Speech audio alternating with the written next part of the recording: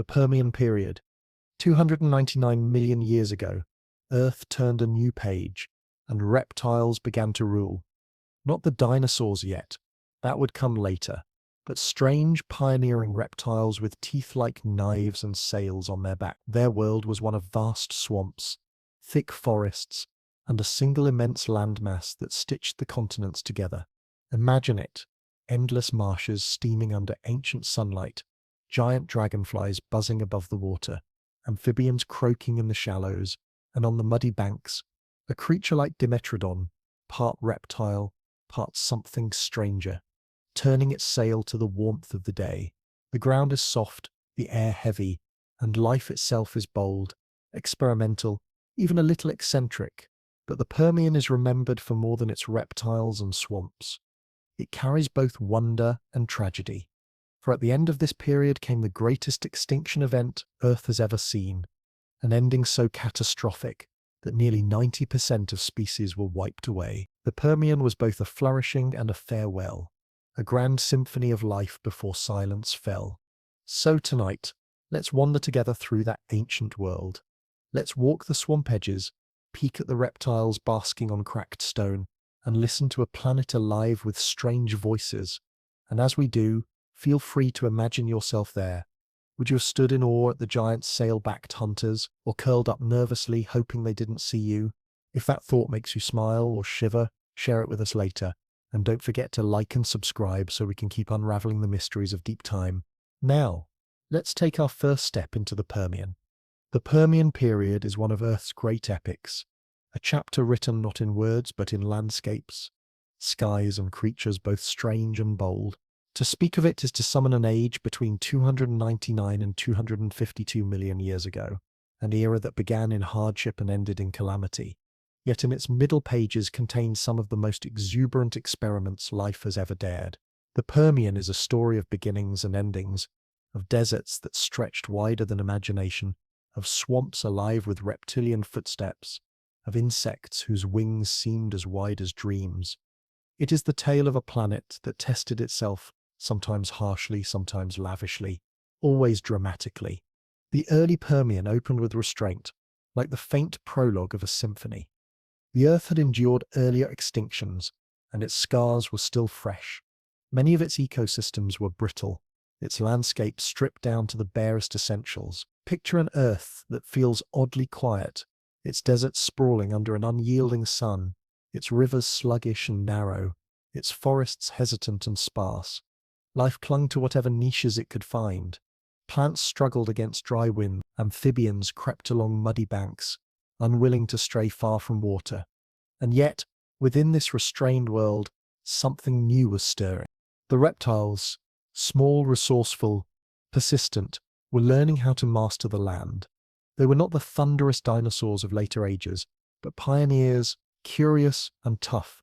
Some bore sails along their backs, thin membranes stretched high like living flags. Others kept low, scurrying across the dust in search of insects or shade. Each one represented a gamble in nature's long game of survival. If amphibians had been Earth's first experiment in conquering the land, reptiles were its revision, more independent, less tied to swamps and streams, armed with eggs that could survive away from water. In this simple innovation lay the blueprint for all future empires of land-dwelling creatures. The early Permian world, though austere, was not empty of wonder. The skies, heavy with oxygen compared to today, allowed insects to grow to remarkable sizes. Dragonflies with wingspans as broad as a hawk's glided above the rivers.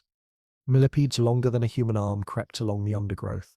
Beetles, shimmering with ancient armor, tapped and clattered in the sparse forests.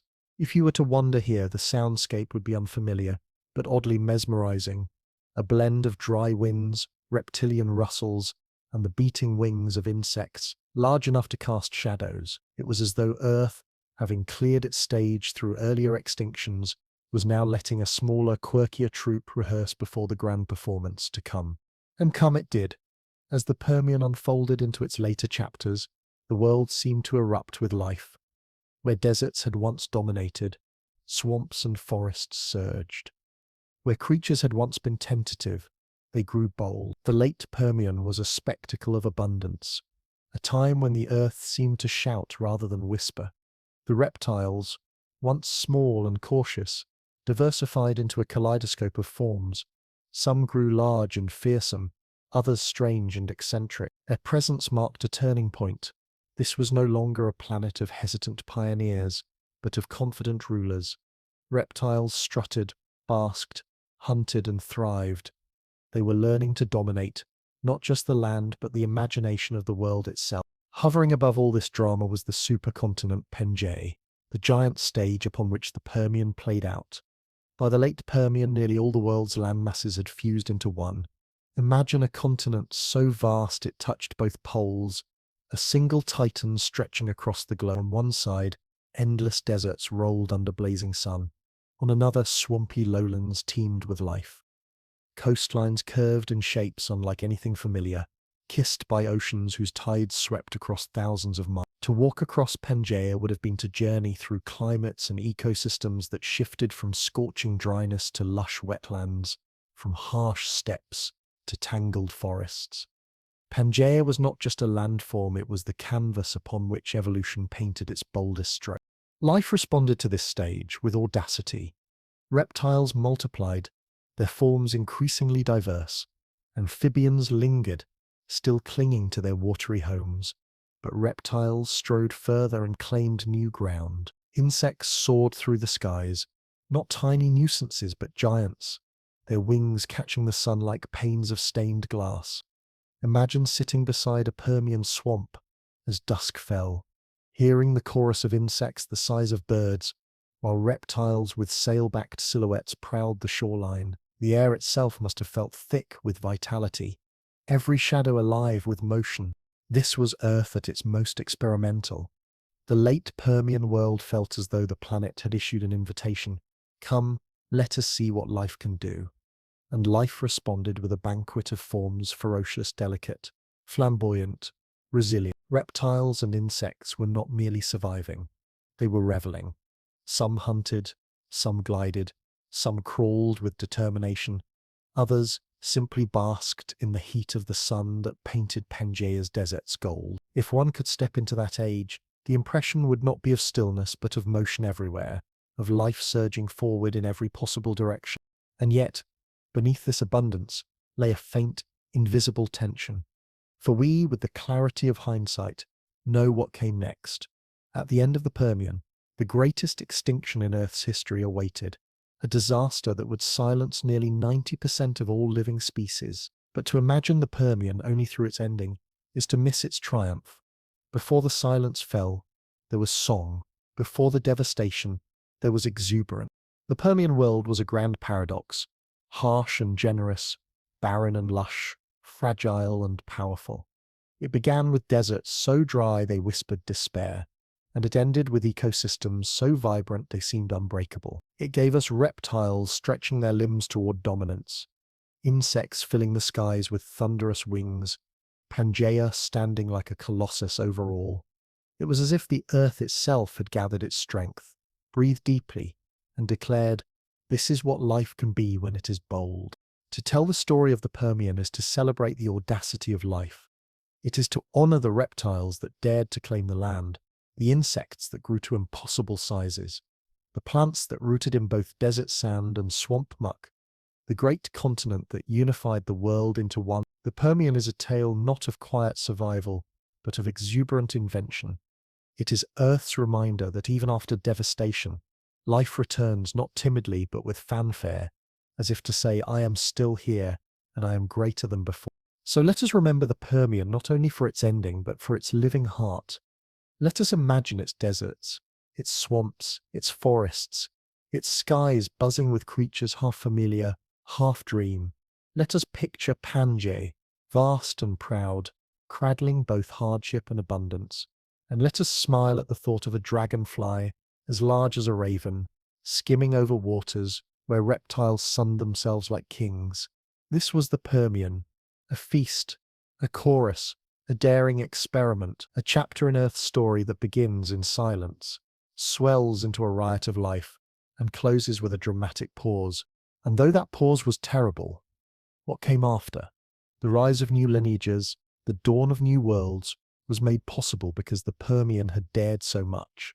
It is a reminder that even in endings, there is preparation for beginnings. Even in extinction, there is a seed of renewal, and that perhaps is the true gift of the Permian. Not only its creatures and its landscapes, but its lesson that life, no matter how fragile, is always ready to try again. To speak of the Permian is to speak of Pangaea, the colossal stone giant that gathered almost all the world's land into one.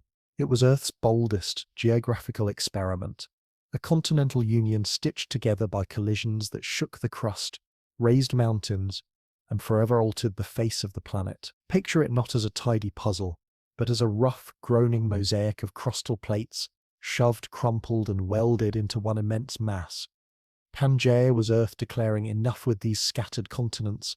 Let's bring everyone together. It was a supercontinent in every sense, stretching nearly from pole to pole, touching every ocean. A land so vast that crossing it on foot would have been a fool's errand, an endless trek across dry expanses where horizons blurred into mirage. The birth of Pangaea was not a quiet one. It was the result of continents that had drifted apart, wandered across ancient seas, and finally collided in slow-motion crashes that made the ground itself buckle. In the late Paleozoic, smaller continental fragments such as Laurisia, Gondwana, and others converged like rafts meeting in a crowded harbour. Except these rafts were thousands of kilometres across, and the harbour was the entire globe. When they met, they did not politely overlap. They slammed, compressed, and wrinkled into mountain chains. The Appalachian Mountains in what is now North America and the Hercynian Mountains in Europe were among the proud results of this tectonic wrestling match. Imagine continents colliding not with sparks and noise, but with the grinding patience of stone, pushing layer upon layer skyward into jagged ranges. These mountains stood as monuments to the violence of union, rocky scars that stretched for thousands of kilometers, announcing to all the world that the land had fused. The Appalachians, which today survive as worn, forested ridges, were then sharp, youthful peaks, their granite and metamorphic roots freshly heaved from the depths.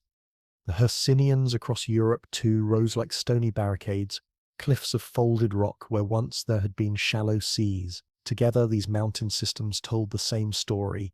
Pangaea had arrived, and it had arrived with force. To a traveler of that time, the sight would have been awe-inspiring. A world where new mountains seemed to erupt not from fire but from collision, where the earth itself looked bruised but mighty. If mountains had personalities, the Appalachians and Hercynians would have strutted proudly, declaring themselves the proof of Earth's continental craftsmanship. With most of the world's land gathered into one body, Pangaea dominated the globe like no other continent before or since. Its shape was vaguely sea-like, curling around the vast Panthalassa Ocean on one side, and enclosing the smaller Paleotethys Ocean on the other. Imagine looking at a map, one immense supercontinent, surrounded by a single superocean that stretched to the horizon of the planet. The geography of the world had been simplified to its boldest expression. One land, one sea. Earth was suddenly neat and uncluttered, as if it had swept the scattered crumbs of earlier continents into one massive loaf. Yet the scale of Pangaea was both its glory and its curse. Along the coasts, conditions were rich and lively. Shorelines stretched for thousands of kilometers, offering fertile lowlands, rivers feeding into seas, estuaries teeming with possibilities. The boundaries where land met water were humid, often lush, places where life found abundance.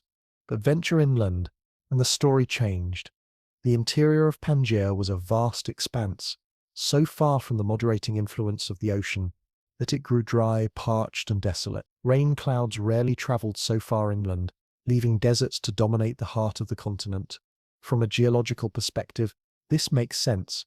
Without moisture-bearing winds from the sea, precipitation was scarce. From a poetic perspective, it meant Pangaea was like a giant with a wet green fringe and a dry, cracked heart. The earth seemed to laugh at its own design, whispering, "All together at last, but don't expect comfort in the middle." Crossing from coast to interior would have been like traveling between worlds.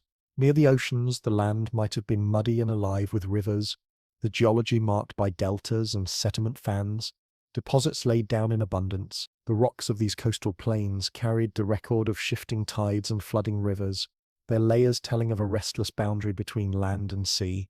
Inland, however, the geology spoke a different language. Sandstones dominated, colored red by oxidized iron, testifying to arid environments where wind, not water, was the master.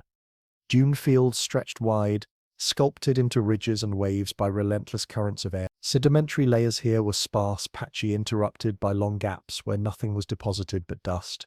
These were the footprints of a continent too large for its own good, where distance from the ocean meant dryness written directly into stone. And then there were the mountains, those proud scars of collision that not only marked the union of land, but also influenced everything around them. The Appalachians, stretching along the eastern margin of what would one day become North America, were immense during the Permian, their roots deep, their peaks fresh. To the west, their erosion fed sediment into vast basins, filling lowlands with layers of sand, silt, and mud. The Hercynians of Europe did the same, their weathering shaping landscapes for millions of years, their gravels carried by rivers into valleys. These ranges were geological engines, continually breaking down and feeding the surrounding world with raw material. Mountains, after all, are not just monuments. They are factories of sediment, their crumbling peaks seeding plains and coasts with the stuff of new rock. If you could look down upon Pangaea from space, you would see a land so dominant that the oceans seemed almost secondary. The Panthalassa Ocean stretched like a blue infinity around it, but your eye would be drawn always to the brown and green expanse of Pangaea, its mountains wrinkling like scars across its face. From orbit, the Hercynians and Appalachians would appear as fine creases, yet on the ground they were mighty ranges, their rocks folded and faulted by unimaginable pressures. The coastline would shimmer with estuaries and deltas, while the interior would glow red with dust and sand, a giant desert whose size dwarfed anything we know today. Pangaea was at once simple and overwhelming, a geological statement piece. Earth showing off its ability to rearrange continents on a planetary scale, and in its humor, Earth made sure to balance spectacle with inconvenience. Yes, all the land was gathered in one place. Yes, the mountains were mighty, the coasts vast. But to cross the heart of Pangaea would have been an ordeal. Endless deserts, scorching days, bitter nights, the monotony of red sand, stretching for weeks of travel. The earth seemed to grin and say, "It's all in one place now. Convenient, right? But don't even think about walking across." Pangaea during the Permian was not static. Its edges were restless, its seams still trembling from the collisions that formed it. Faults cut through mountain ranges. Volcanic activity flared in places, releasing gases and heat. The continents had fused, but the crust still shifted beneath, storing energy for future movements. Over millions of years, those forces would eventually pry Pangaea apart again. But for now, the supercontinent stood united, an enormous experiment in geological architecture. The geology of the Permian, then, is the geology of Pangaea itself. Mountains raised by collisions, deserts born from distance, coasts stretched beyond measure. It is the story of an Earth that gathered its fabrics into one, sculpted vast ranges as signatures of its handiwork, and left behind rocks that still carry whispers of that ancient union. The Appalachians and Hercynians are today softened and eroded, their peaks worn down, their might subdued by time. Yet within them lie records of their fiery birth, folds and thrusts that remember the moment when continents collided. The deserts of Pangaea, too, survive in stone. Sandstones colored deep red, lithified whispers of winds that once scoured a continent's heart. The coasts remain in the layered sediments of ancient deltas, their tidal rhythms captured in ripple marks frozen in stone. To imagine Pangaea is to imagine Earth at its most dramatic, both united and divided, simple in shape but complex in effect. It was the world's single giant continent, an arrangement that shaped oceans, mountains, deserts, and coasts with equal force. It was, in a sense, Earth showing its hand. This is what I can do when I gather all the pieces. And though time has since shattered Pangaea into the continents we know today, its ghost lingers in every Appalachian ridge, every Hercynian fold, every red sandstone that tells of deserts at the heart of a supercontinent. The Permian gave us Pangaea, and in doing so it gave us a glimpse of Earth's most audacious self. If geology gave the Permian its stage, climate gave it its drama. The atmosphere of the Permian was a restless actor, shifting from blazing extremes to icy depths, swinging between drought and deluge, and never quite staying still. It was as if Earth, having gathered its continents into one, decided to play with the thermostat, testing how far it could push its creatures before they faltered. The result was a climate both spectacular and punishing, a world where deserts seared at 50 degrees Celsius, the poles froze under sheets of ice, and coastal plains drowned under torrential rains. To walk through the Permian was to walk through a world of contradictions, a planet that seemed to ask, hot enough for you, or would you prefer a little snow? At the heart of this drama lay the vast interior of Pangaea, a landmass so immense that moisture-bearing winds from the oceans could not reach its center. Imagine standing thousands of kilometers from the nearest coast, the ocean nothing more than a memory, and the sun beating down without mercy. Here, daytime temperatures soared between 30 and 50 degrees Celsius, and nights offered little relief. The land was parched, cracked into mosaics of red dust and stone. Rivers were scarce, rainfall a rarity, and vegetation sparse. The very air shimmered with heat, rising in waves from sand dunes that stretched farther than the eye could follow. This was not just a desert, it was an empire of deserts, a continent-wide furnace that brooked no softness. The rocks themselves still bear witness, painted deep red by oxidized iron, the color of land long exposed to sun and drought. But travel outward from the desiccated heart of Pangaea, and the climate shifted dramatically. Along the fringes near the endless coastlines, rain fell in abundance. Storm systems that could not penetrate inland unleashed their fury on the margins instead, drenching the lowlands in floods, swelling rivers, and carving fertile valleys. Coastal climates were humid, unstable, and often violent, a perpetual tug-of-war between sea winds and continental air. It was a world where a single day might bring blistering heat at noon and pounding storms by evening. The contrast with the dry interior was stark, as if Earth had divided Pangaea into two personalities, the arid austerity of its core and the volatile abundance of its edges. And then there were the poles, the frozen exclamation points at either end of this vast land. In these regions, ice held fast, and winters stretched long and merciless, while the equatorial deserts roasted under temperatures that could fry an egg on stone. The polar regions shivered in cold that locked water into glaciers.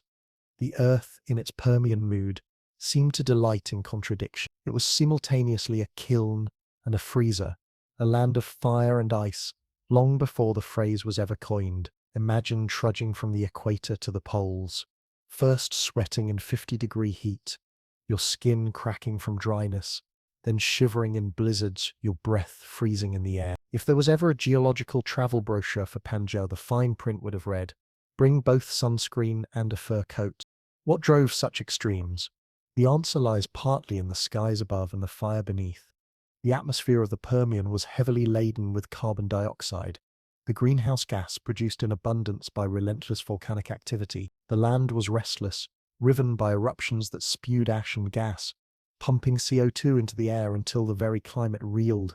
Volcanic provinces stretched wide, releasing not just molten rock but also invisible clouds of carbon that trapped heat like a planetary blanket. In this high-SO2 world, the greenhouse effect was strong, ensuring that the interiors of Pangaea remained furnaces of unrelenting heat. The very act of breathing would have been like inhaling the residue of a vast global experiment in atmospheric chemistry. Yet volcanic activity did not simply heat the world, it destabilized it. Ash clouds darkened skies, cooling regions temporarily, while the long-term buildup of CO2 pushed global temperatures ever upward. The climate swung between episodes of chill and warmth, dry spells and floods, each swing leaving its mark in sediments and fossils. It was a climate of oscillation, a pendulum Earth seemed determined to push farther each time. Imagine the confusion of life forms. One generation born into relative calm, another scorched by searing heat, the next chilled by volcanic winter. Adaptation was not optional, it was survival. Earth seemed to whisper to every creature, change or be left behind. The interior deserts of Pangaea, with their blazing days and frigid nights, were not merely uncomfortable, they were crucibles of evolution. Temperatures that swung so wildly forced organisms to adapt to extremes of heat and cold within a single day. The very sand and stone bore testimony to the violence of the sun, etched with cracks, ripples, and dune fields, sculpted by relentless winds. These arid zones were the planet's kiln, a testing ground where only the most resilient could endure. Meanwhile, the coasts, with their floods and rains, provided opportunities for abundance, ecosystems bursting with water and life, but always threatened by storms. The poles, frozen yet persistent, offered another lesson. Cold could be just as unforgiving as heat. Together, these zones created a world of checks and balances, a planet that never allowed complacency. One might imagine Earth in the Permian as a stern teacher with a mischievous grin. To the creatures roasting in the desert, it offered no shade. To those sheltering in the humid coasts, it threw torrential rains. To the beings enduring the poles, it provided ice and snow in endless supply. The message was clear: adapt and quickly. Comfort is not on the menu. In this, the Permian climate shaped not just landscapes, but destinies. It pressed upon evolution with a heavy hand, rewarding flexibility, punishing fragility, and sculpting the lineage of creatures that would one day inherit the Earth. It was not a static climate, but a shifting, dynamic theatre. Volcanism surged, CO2 climbed, temperatures spiked, then fell, then spiked again. Rainforests expanded, then collapsed. Deserts widened, then retreated. Glaciers advanced, then melted. The climate was not just background, it was the lead actor in the drama of the Permian. Unpredictable and unforgettable. To imagine living through it is to imagine waking each day, not knowing whether the world would burn, freeze, or flood. It was a time when survival depended not on strength alone, but on the nimbleness to navigate a climate that seemed determined to keep life off balance. And yet, there was a strange beauty in it. The deserts glowed red under the sun, their dunes rolling like oceans of stone. The coasts shimmered under rainstorms, their rivers swollen and wild. The poles glittered under starlight, their ice sheets sparkling like mirrors to the cosmos. This was Earth experimenting with its own extremes, a planet unafraid to test the boundaries of habitability. It was dramatic, punishing, awe-inspiring, and occasionally absurd. One can almost hear Earth chuckling. Too hot, too wet. Well, that's the package deal. The Permian climate was, in the end, both the engine of life and the harbinger of its downfall. The very volatility that spurred adaptation also set the stage for catastrophe. As CO2 continued to rise and volcanism surged, the world was primed for the greatest extinction in its history. But before that curtain fell, the climate had already written its legacy, a tale of deserts and storms, of ice and fire, of creatures forced to endure the most extravagant tests the Earth had yet devised. To tell of the Permian climate is to tell of a planet in flux, one that could be an oven, a freezer, and a floodplain all in a single age. It is to remember that stability is not the Earth's default, that comfort is fleeting, and that survival often depends on the ability to thrive in discomfort. It is to smile, perhaps wryly, at the image of Pangea heart roasting at 50 degrees, while its coasts drowned in rain and its poles froze in ice. It is to recognize Earth's humor in chaos, its willingness to play both cruel and generous at once, and above all, it is to see how deeply climate, more than any single mountain or sea, has shaped the story of life. The Permian period was the age when reptiles truly began to stretch their legs, literally and figuratively, across the vast landscapes of Earth. And no creature symbolized this pioneering moment better than Dimetrodon and Edaphosaurus, two of the most striking sail-backed reptiles ever to walk the land. Though they shared the same stage and even a similar design, a great fin rising from their spines, their lives could not have been more different. One was a formidable predator, slicing through the ecosystems of the Permian with sharp teeth and sharper instincts. The other was a slow-moving herbivore, trundling through the swamps and drylands, its sail adorned with strange crossbars like a skeletal fence. Together they embody the duality of life on land, the eternal dance of hunter and hunted, of teeth and leaves, of ferocity and patience. Let us begin with the star of every Permian imagination, Dimetrodon. If you were to stumble into a Permian floodplain one morning, you might first notice a ripple in the reeds, or a shimmer of sunlight flashing off something large and strange. Then you would see it, a creature stretching nearly 3 meters in length, with a sprawling gait, its head low and jaws bristling with conical teeth. But the feature that would catch your eye immediately, perhaps even stop your breath, would be the sail rising from its back, supported by elongated neural spines. It was taller than the animal itself, a great fin of flesh and bone that caught the dawn like a crimson banner. Dimetrodon's sail was a geological clock, and a living billboard in one, regulating its temperature in the fickle climate of the Permian and perhaps signaling to rivals or mates. Imagine the sight of several Dimetrodons gathered by a riverbank at sunrise, their sails glowing red and orange in the new light, like a bizarre fleet of reptilian ships ready to launch. Dimetrodon was no idle sunbather, however. Its life was written in the language of predation.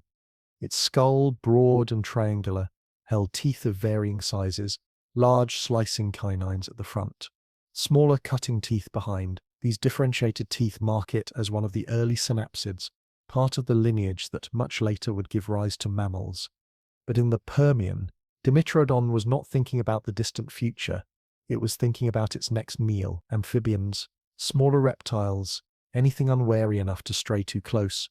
Dimetrodon would strike with a quick lunge, jaws snapping shut with a force designed to puncture flesh. Its legs, though sprawled to the sides like a crocodile's, were sturdy enough to carry it with surprising speed over short distances.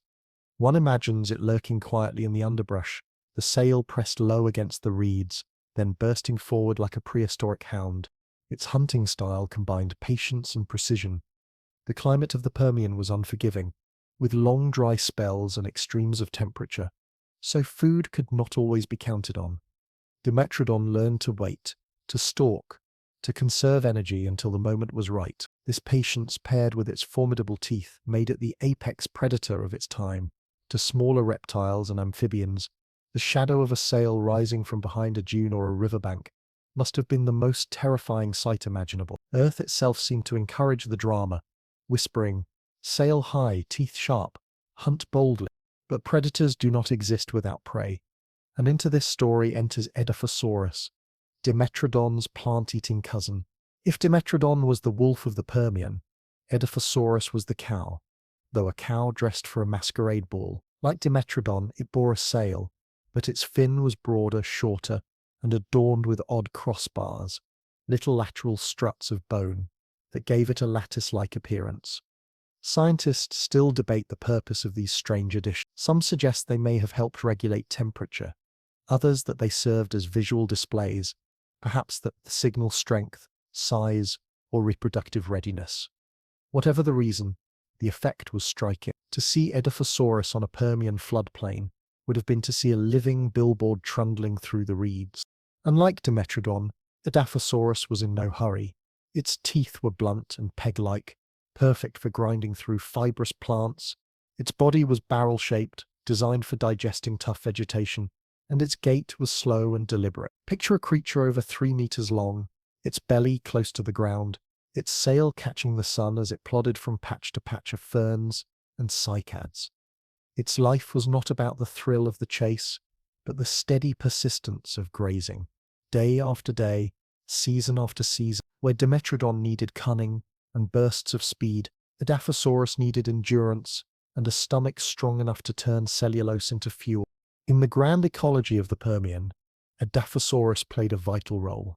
By consuming plants, it transformed energy from the sun captured by leaves into biomass that could sustain predators.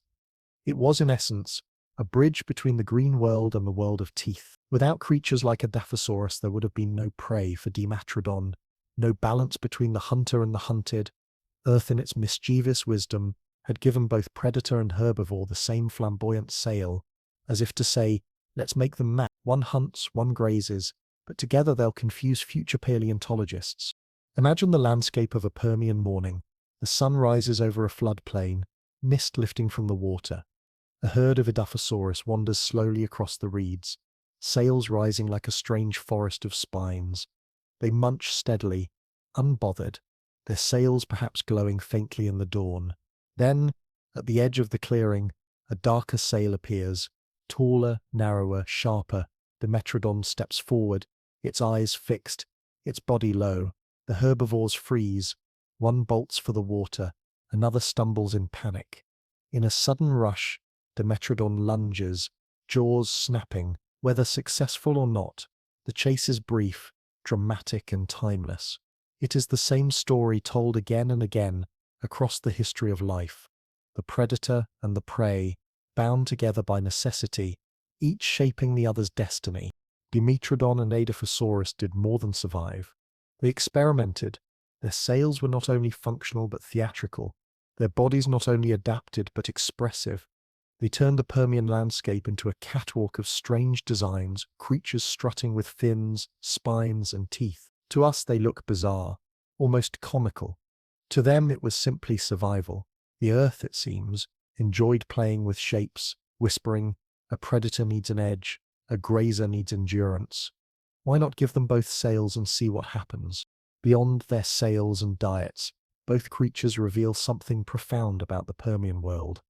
They were synapsids, not reptiles in the modern sense, but early members of the lineage that would one day produce mammals. In their bones lie the hints of what would eventually become us. Differentiated teeth, stronger jaws, more complex metabolism. Dimetrodon, with its sharp canines, foreshadowed the carnivores of later ages. Edaphosaurus, with its barrel chest and grinding teeth, hinted at the herbivorous mammals that would one day roam plains and forests. They were not our ancestors directly, but they were distant cousins, showing the first outlines of features we recognize in ourselves. It is humbling to think that behind those sails, beneath those scales, lay the early sketches of our own lineage. And yet, for all their importance, one cannot help but smile at their appearance. Dimetrodon, with its massive sail, looks like a crocodile that wandered into a wind farm.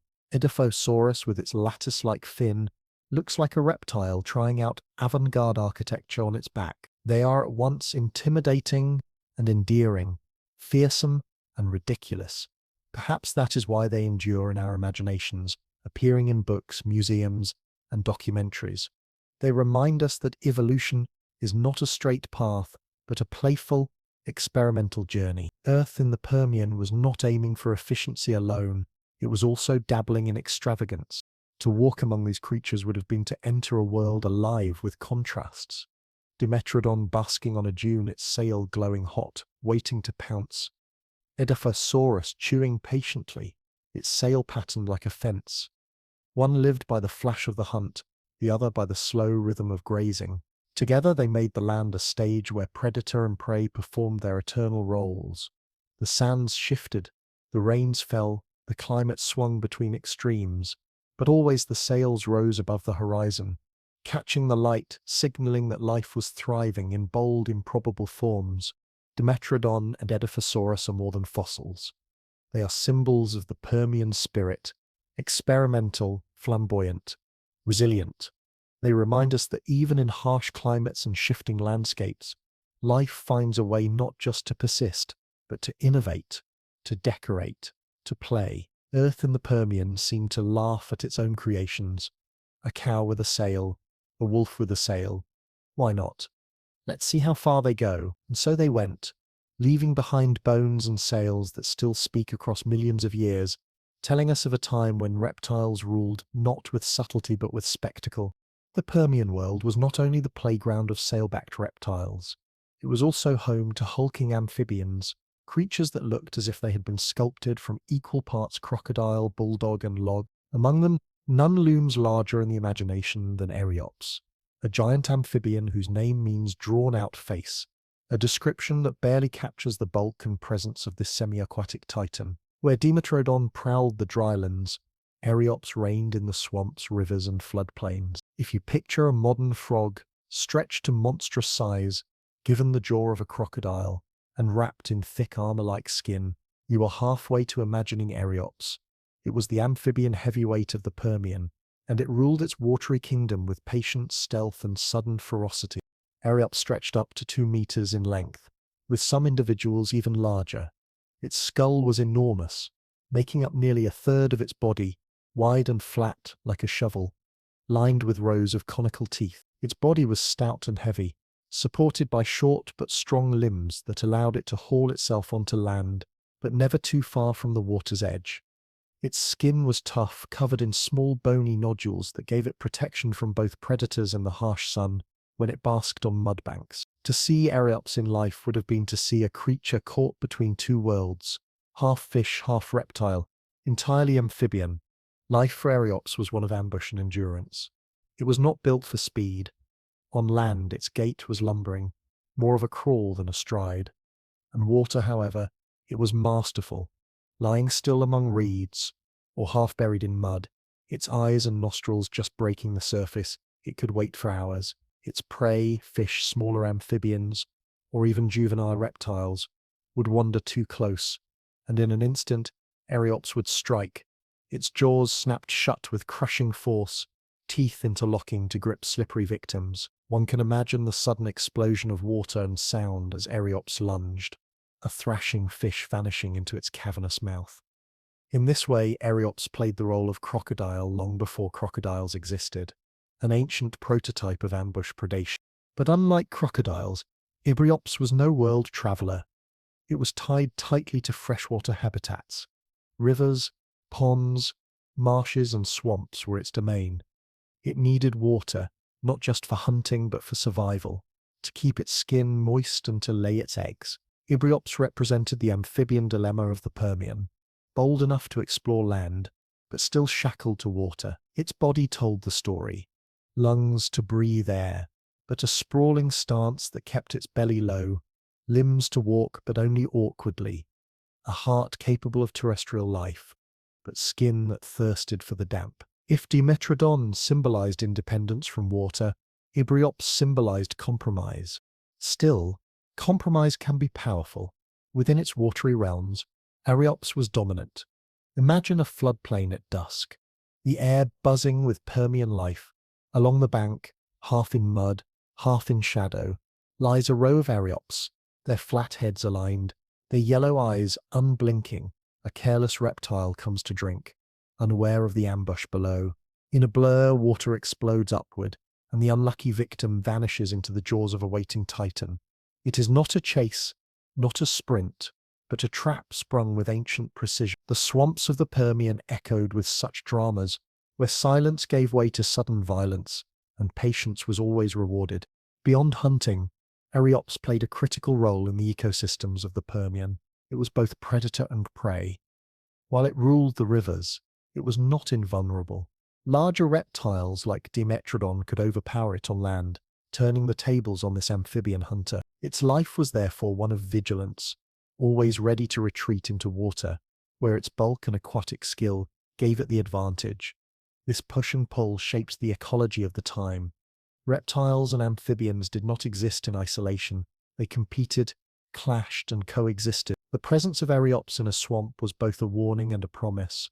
A warning to small creatures that death might come from below, and a promise to larger predators that a hefty meal might be lurking if they dared to attack. The body of Eriops reveals its strategy. Its skull, wide and heavily built, gave it a powerful bite.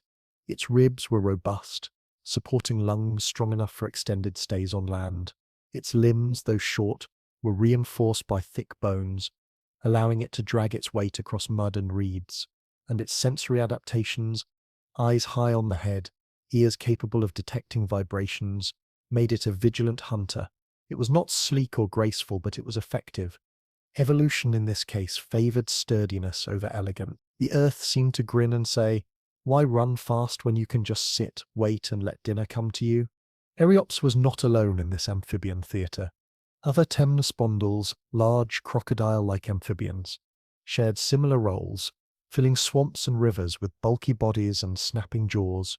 Some were smaller, darting after insects and fish. Others were larger, looming like living logs in the water.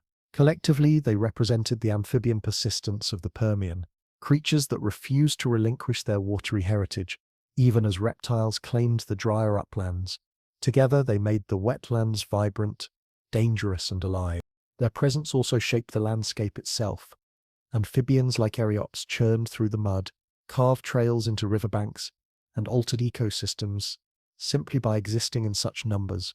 Their eggs filled shallow pools, their tadpoles wriggled in the water, their bodies provided food for scavengers. In life and in death, they were part of the Permian engine, recycling nutrients, feeding predators, and keeping ecosystems dynamic. To imagine the Permian without amphibians is impossible. They were the heartbeat of its wetlands, the living pulse of every swamp and river. And yet, for all their dominance, amphibians like Eriops were vulnerable. The harsh climates of the Permian tested them constantly. Droughts could shrink rivers and leave them stranded. Floods could sweep away their eggs. Heat could parch their skin. Cold could freeze their pools. Their very biology made them barometers of environmental change, and their fossils record the volatility of the age. They were both powerful and fragile, titans of the swamps, but servants of the water cycle. Earth seemed to tease them endlessly. Thrive in my wetlands, but never forget. I can dry them up whenever I choose. Still, when one pictures Eriops in its prime, the impression is one of confidence. It lies motionless in the shallows, its bulk unbothered, its eyes gleaming with patience. It is not rushing. It does not need. The Permian was its time, its kingdom, and within its watery throne rooms, it ruled without question. There is humor, too, in the image. Eriops, with its enormous head and stubby limbs, looks almost cartoonish to us. It resembles a bulldog with fins, a creature perpetually scowling, perpetually squatting. One might be tempted to pat it on the head until it snaps those jaws with bone-crunching finality. In its awkwardness lies its strength. It is proof that evolution is not always elegant, but it is always clever. Together, Eriops and its kin represent the amphibian half of the Permian equation. They remind us that life does not abandon its past lightly. Even as reptiles surged forward, amphibians clung to their ancestral waters, reshaping them into domains of power and patience. The Permian was not simply the rise of reptiles, it was also the stubborn persistence of amphibians, creatures that declared, "We may not conquer the deserts, but we rule the swamps." To imagine walking along a Permian riverbank is to imagine seeing both sides of this balance. On one side, Dimetrodon with its sail, prowling the drylands. On the other, Eriops with its broad head, lurking in the water. Two kingdoms, two strategies, two visions of survival. The earth, as always, watched and chuckled. Hunt on land, ambush in water. Let's see who lasts longest. In the end, it was the reptiles who triumphed. But for millions of years, amphibians like Eriops were titans in their own right. They were the guardians of the wetlands, the crocodiles before crocodiles, the scowling bulldogs of deep time. And though their lineage has dwindled, leaving only frogs, salamanders, and caecilians today, the fossils of Eriops still carry the echo of their reign. Look into those wide jaws frozen in stone, and you can almost hear the splash, the snap, the sudden silence of a Permian swamp. For a moment you are there, watching as Earth experiments with teeth, limbs, and patience, smiling at its own audacity. The Permian seas and skies were theatres of strange diversity, places where the last gasps of ancient lineages mingled with bold new experiments in form and function. To dive into the waters of this era, or to watch the skies above its swamps, was to enter a world of both endings and beginnings, of trilobites in their twilight and insects in their oversized prime. It was a time when ammonites whirled through the waves like living ornaments, while dragonfly-like giants patrolled the air, their wingspans broad enough to startle even the boldest observer. To explore the Permian is to realize that life was not confined to the ground, but spilled outward into sea and sky, filling every available space with bizarre and brilliant creations. Begin beneath the surface of the water, where the legacy of earlier ages still lingered. The trilobites, once the monarchs of Paleozoic oceans, were now fading. For hundreds of millions of years, these armored arthropods had crawled along the seafloor, their segmented bodies and faceted eyes a familiar sight from reef to abyss. In the Cambrian and Ordovician, they had been everywhere, diversifying into thousands of species. But by the Permian, their reign was nearly over.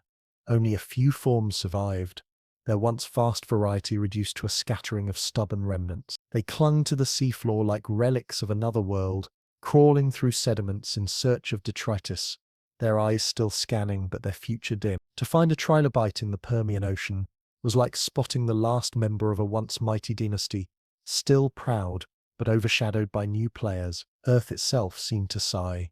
You had your time in the sun. Well, in the sea, Now make room for others. Among those others were the primitive fishes, survivors of deep evolutionary experiments.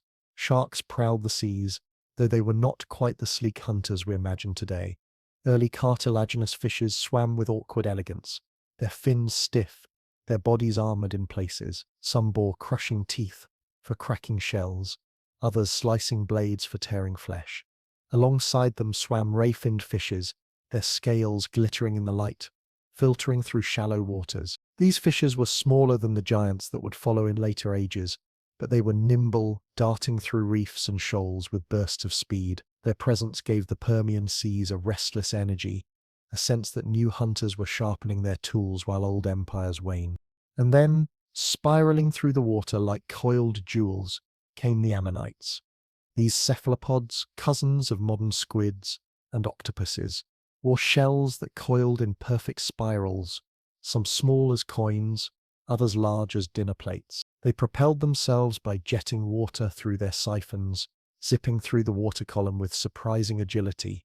Their tentacles reached from the shell's opening, grasping for prey, small fish, plankton, or whatever morsels drifted too close. To swim alongside an ammonite was to watch geometry come to life, a living spiral cutting through the sea with elegance. The ridges and chambers of their shells were not just beautiful but functional, keeping them buoyant, allowing them to control their depth like submarines of flesh and shell. The Permian oceans shimmered with their presence, spirals upon spirals drifting and darting, as though the sea had decided to decorate itself with natural ornaments. These seas were not empty, but compared to the riot of diversity that had once filled earlier oceans, they carried a mood of transition. Old groups waned, new ones began to stir. Coral reefs had collapsed and reformed, marine communities shifted, predators and prey played out new strategies. The story of the Permian seas was one of resilience, life adapting, reforming and trying out new paths, even as ancient lineages faltered. It was not a world of abundance everywhere, but it was a world of invention, and within its waves, the seeds of future ecosystems were already being sown. If the seas carried echoes of the past, the skies and swamps carried visions of extravagance, for it was in the air above the Permian forests and marshes that insects achieved astonishing feats of size and dominance. Imagine walking through a dense grove of primitive trees and hearing a low thrumming, not from birds none existed yet, but from insects as large as ravens.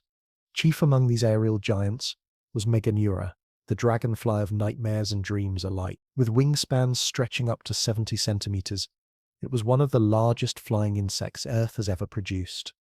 To see one glide overhead would have been to see a shadow that could block the sun for a moment, a living kite beating its translucent wings with steady rhythm. Meganeura hunted with precision. Its compound eyes, vast and multifaceted, gave it panoramic vision, detecting the faintest movements of prey. Smaller insects, juvenile amphibians, even unwary hatchlings, all could fall victim to its predatory dives. It snatched prey mid-air with spiny legs, clutched them tightly, and devoured them with powerful jaws. Picture it soaring through a swamp, wings shimmering like stained glass, then suddenly folding its body into a dive, seizing a smaller insect before it even knew danger was near. In the quiet of a Permian dusk, the whir of its wings must have been a sound both mesmerizing and terrifying, the approach of a predator the size of a crow, but armed with the speed of a falcon. What allowed Meganeura to grow so large was the atmosphere itself. Oxygen levels during parts of the Permian were higher than today, creating conditions that let insects expand beyond the limits we now know. Their bodies, which breathe through networks of tiny tubes rather than lungs, could only grow so large before suffocation became a risk. But in an oxygen-rich world, those constraints loosened, and insects like Meganeura seized the opportunity to supersize. Earth, with a twinkle in its eye, seemed to declare, "Why sop at tiny buzzing nuisances? Let's see what happens if dragonflies become dragons." The result was an aerial predator unmatched in its strangeness, both familiar and monstrous. Meganeura was not alone.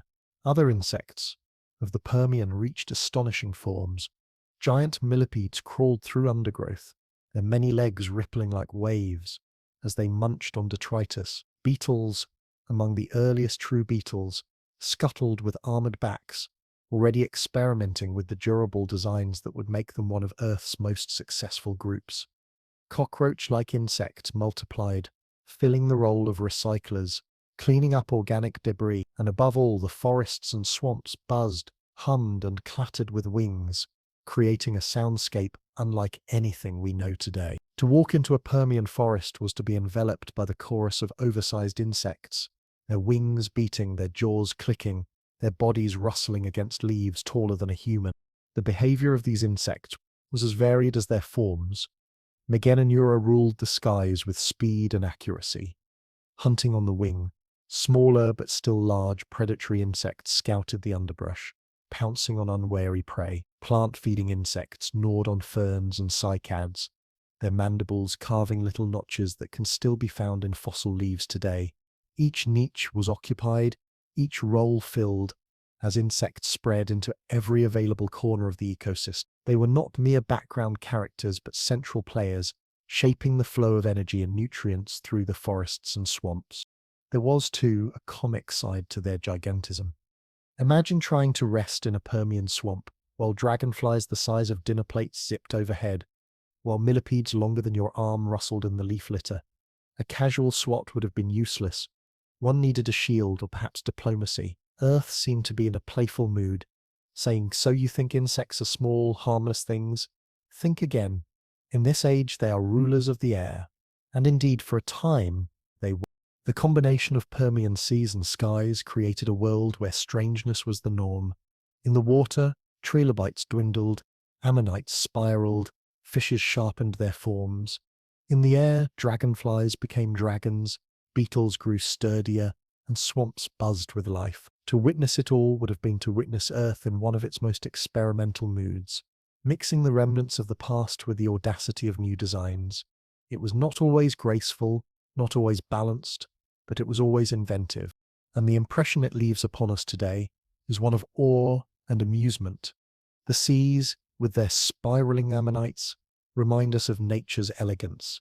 The insects, with their oversized wings, remind us of nature's humor. Together, they paint the Permian as a world both alien and familiar, where life tested its boundaries in every direction. To imagine walking along a swamp at dusk, hearing the hum of Meganura overhead, then peering into the nearby waters to see an ammonite shell drifting just offshore, is to realize how rich and varied this ancient planet truly was.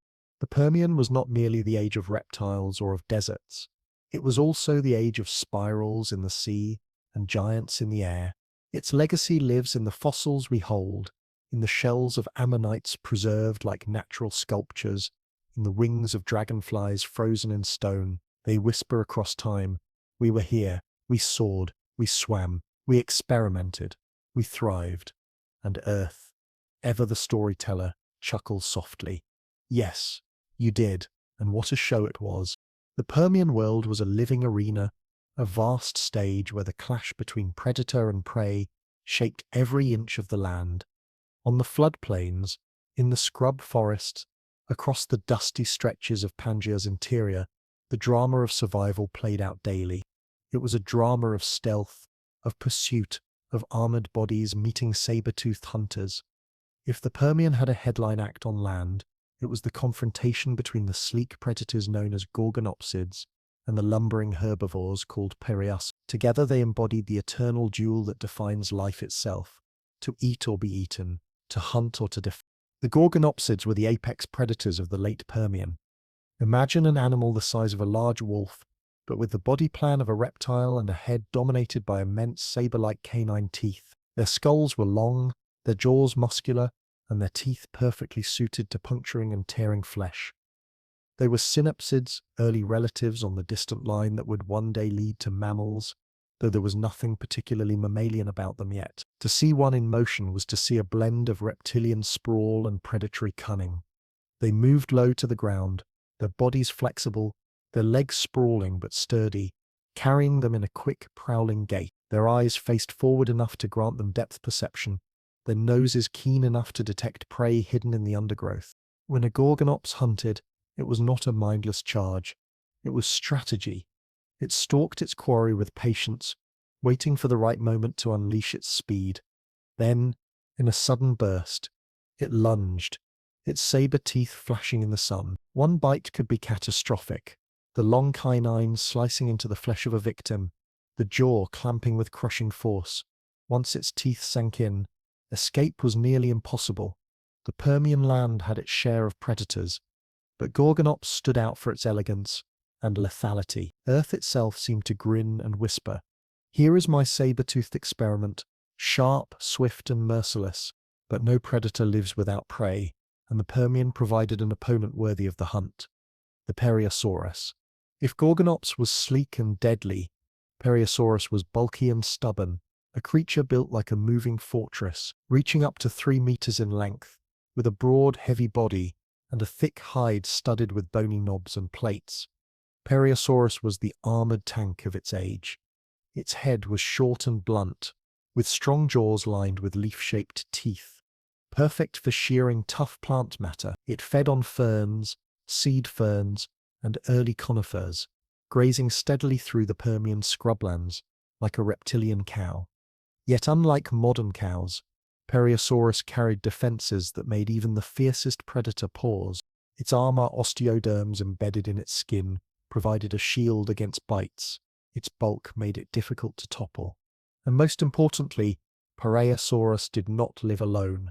Fossil evidence suggests they may have moved in groups, perhaps small herds that offered protection in numbers. Picture a cluster of these creatures plodding through the ferns, their bodies swaying, their armor glinting in the sun. Together they formed a living wall, their sheer presence daring predators to test them. The encounters between Gorgonops and Periosaurus were not one-sided affairs. To a Gorgonops, a healthy adult Periosaurus was a daunting target. Its armor and size made it risky prey, but young or sick individuals were vulnerable, and predators knew it. The drama lay in the standoff, the test of nerve and strategy. A Gorgonops would prowl at the edge of a herd, watching, waiting for weakness.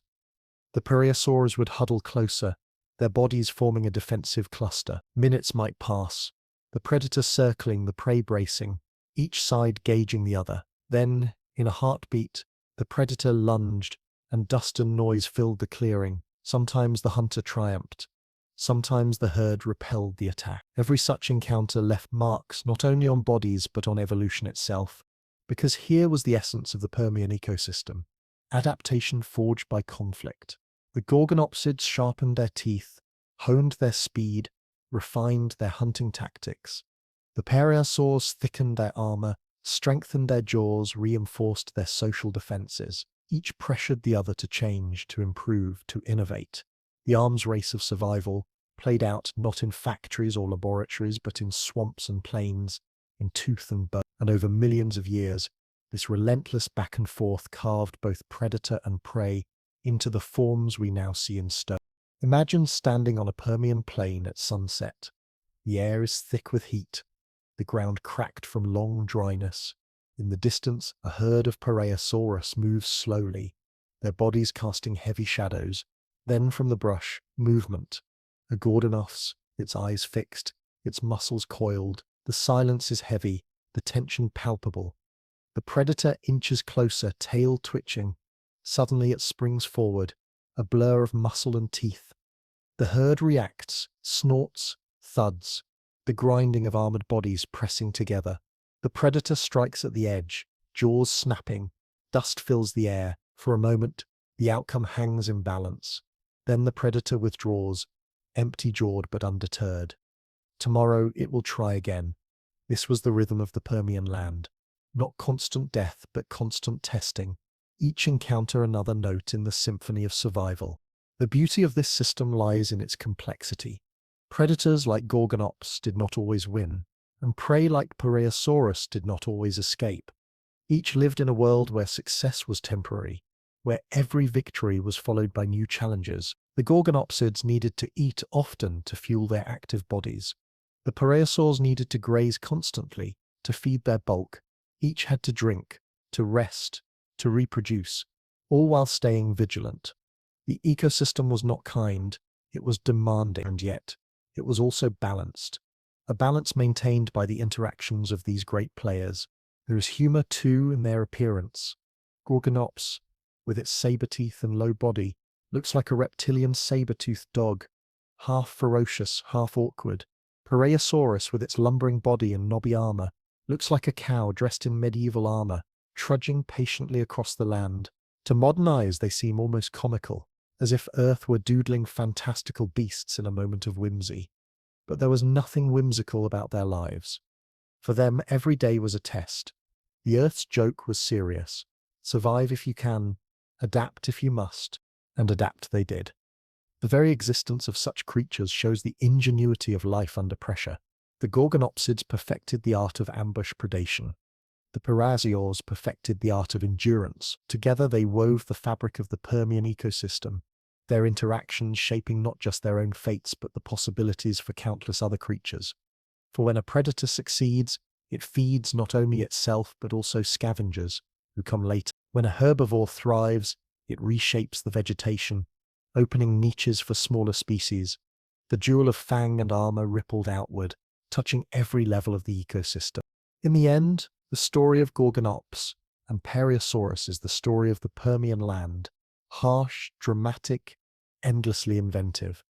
It is a reminder that ecosystems are not defined by abundance alone, but by interaction. Predator and prey are locked in eternal dialogue, a dialogue written in teeth and scars, in armor and speed.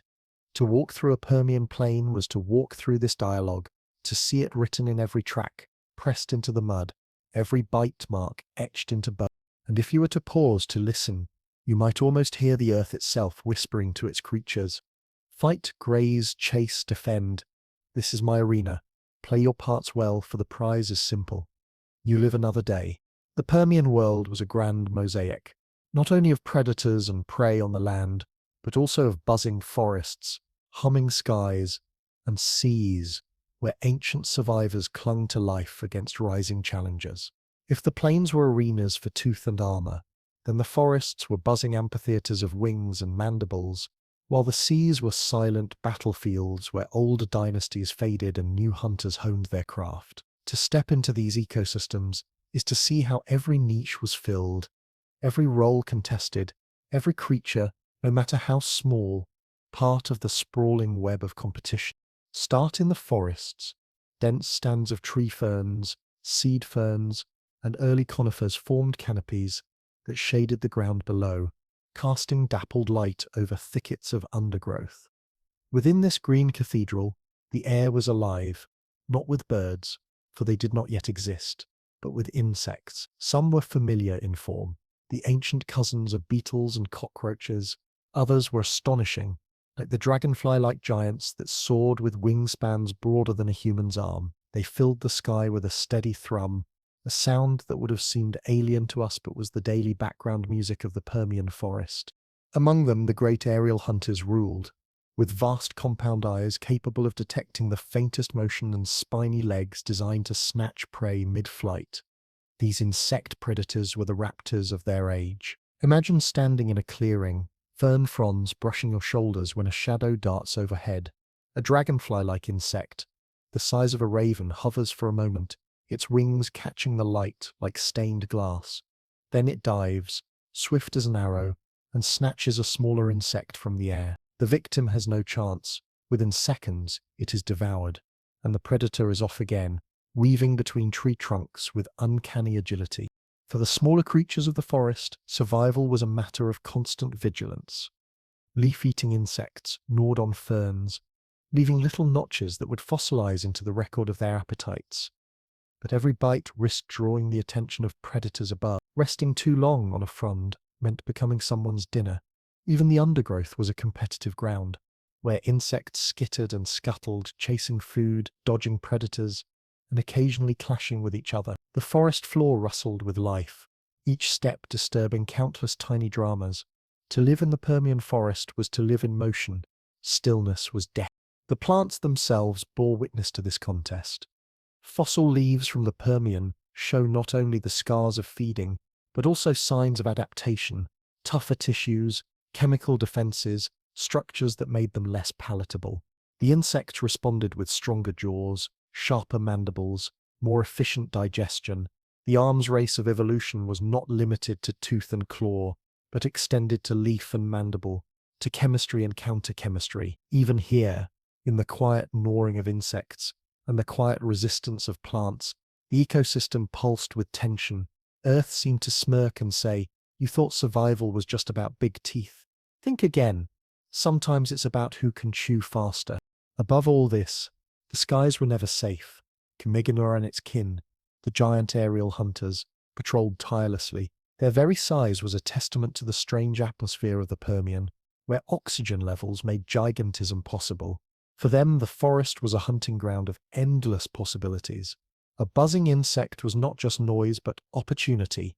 Their large eyes tracked motion with pinpoint accuracy, their wings carried them with speed and endurance, and their legs, armed with spines, turned every swoop into a deadly embrace. They were the silent enforcers of the forest skies, ensuring that no creature could buzz too loudly or too carelessly without paying the price. The drama extended into the wetlands and swamps that bordered the forests. Pools of stagnant water teemed with larvae, the juveniles of dragonfly-like insects and others, waiting to emerge into the air above. But even here, competition reigned. The larvae were predators too, lurking in the mud, ambushing smaller creatures. Survival was layered. Danger from above, danger from below, danger at every stage of life, from egg to larva to adult. Each insect navigated a gauntlet of threats, their success or failure woven into the balance of the ecosystem. If the forests and skies buzzed with motion, the seas held a quieter, older struggle.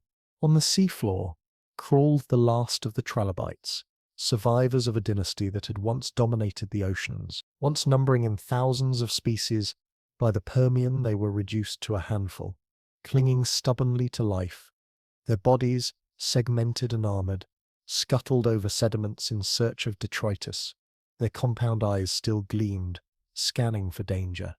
But their glory days were gone. Above them swam agile fishes and spiraling ammonites, predators that were faster, sharper, and more adaptable. The trilobites were relics in a world that no longer favored them, like aging warriors still carrying old weapons into battles fought with new ones. Their struggle was one of persistence. They fed where they could, scavenged when necessary, and hid in crevices to avoid becoming meals themselves. But the competition was unrelenting. Primitive sharks with crushing teeth patrolled the shallows. Ammonites darted, their tentacles ready to snatch at smaller prey. Even other arthropods challenged them for resources. To be a trilobite in the Permian was to live on borrowed time, each day a gamble against extinction, each meal a hard-won prize. And yet they endured, stubborn as ever. The earth, with wry amusement, might have whispered, "You're outdated, but you're nothing if not persistent." Meanwhile, the fish of the Permian seas added their own drama.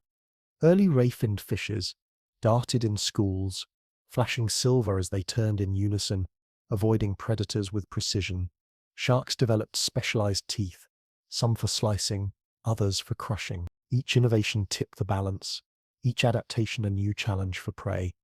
The ammonites spiraled through the waters, their coiled shells both shield and buoy, their tentacles agile weapons. The seas were alive with motion, not the riot of earlier Paleozoic reefs, but a quieter, sharper contest of hunters and hunted. Together, the forests, skies, and seas of the Permian formed a web of life that was at once fragile and fierce. Every bite taken in the forest shaped the plants. Every swoop of a dragonfly altered the population of smaller insects. Every scuttle of a trilobite echoed in the fate of the seafloor. Competition was not an occasional event. It was the constant pulse of existence. From leaf to mandible, from fin to shell, from wing to prey, every interaction was a negotiation of survival. And within this web was humor, too. The forests buzzed with insects so large they seemed absurd. The seas still carried trilobites, stubbornly refusing to bow out gracefully. The skies shimmered with predators whose wings looked like fragile glass, yet whose jaws could snap through exoskeletons in an instant. To us, it looks almost comical, as though Earth had decided to mix seriousness with whimsy. Let's make dragonflies the size of crows. Let's keep trilobites around as stubborn old-timers. Let's see what happens. The result was an ecosystem that was both efficient and eccentric. A world where survival meant not just strength or speed, but the ability to find a role in the endless web of competition. The forests rustled, the skies hummed, The seas whispered. Each voice belonged to a player in this vast game, each player tied to the rest by invisible threads of hunger, defense, and adaptation. To picture the Permian is to picture this interconnectedness, this ceaseless dialogue between life forms. It was not a world of harmony, but of balance achieved through struggle, a world that reminds us that ecosystems are living tapestries woven from countless acts of competition. And if you had paused then, amid the buzz of the forest or the silence of the seafloor, you might have heard the earth's sly commentary. Hunt, chew, scuttle, soar. Play your parts. The game goes on, and the rules are simple. Adapt or fade away. The end of the Permian period was less like the closing of a book and more like the slamming of a door, a violent reset of Earth's living systems. To understand how nearly all life on the planet came to the brink of annihilation, we must trace the chain of events that unfolded, not in an instant, but over hundreds of thousands of years. The culprit was not a single asteroid strike, no sudden visitor from space, but rather the Earth itself, convulsing in a fiery outpouring that transformed the atmosphere, the oceans, and the very fabric of life. The story begins in Siberia, a region that today is frozen, remote, and vast. But around 252 million years ago, Siberia became the site of one of the most immense volcanic episodes in Earth's history. This was not an ordinary eruption, not even a particularly large one by human standards. Instead, it was a phenomenon so vast that geologists gave it a special name, the Siberian Traps. The word traps comes from the Swedish word for stairs, a reference to the step-like layers of basalt left behind. Imagine lava not flowing from one mountain, but from countless fissures, spreading like a flood across the land. For hundreds of thousands of years, molten rock gushed onto the surface, covering an area of more than 5 million square kilometers, an expanse larger than the entire continental United States. The sheer volume of magma is difficult to imagine. Eruptions poured out again and again, burying forests, boiling rivers, and releasing a planetary-scale cocktail of gases into the atmosphere. Carbon dioxide, methane, and sulfur dioxide, gases that would prove to be the architects of disaster, billowed skyward in unimaginable quantities. Let's pause here for a moment. A normal volcanic eruption, such as those we see today, might release millions of tons of gas. The Siberian Traps released thousands of times more, year after year, century after century. If you think of the Earth's atmosphere as a bathtub, then these eruptions turned the taps on full blast and left them running for ages. The bathtub overflowed, not with water, but with heat-trapping greenhouse gases. The first and most obvious consequence was global warming. Carbon dioxide, already a potent greenhouse gas, built up rapidly in the atmosphere. It trapped heat from the sun, raising global temperatures to extremes. Some reconstructions suggest that equatorial regions reached upwards of 50 degrees Celsius, 120 to walk across a Permian desert in that heat. The air shimmering, the ground scorching, no shade but the sparse withering plants. Even for creatures adapted to warm climates, such heat would have been lethal. But as with all great disasters, the damage was not limited to one mechanism. Alongside CO2 came sulfur dioxide, released in enormous volumes from the magma. When sulfur dioxide combines with water vapor, it forms sulfuric acid, leading to acid rain. Picture rain falling, not as refreshing droplets, but as a corrosive drizzle that stripped leaves from plants, leached nutrients from soils, and poisoned rivers. Forests that had stood for millennia were weakened and felled. Nutrient cycles collapsed. The land became not only hot, but chemically hostile. Meanwhile, buried within Siberia's crust were vast deposits of coal and organic-rich rocks.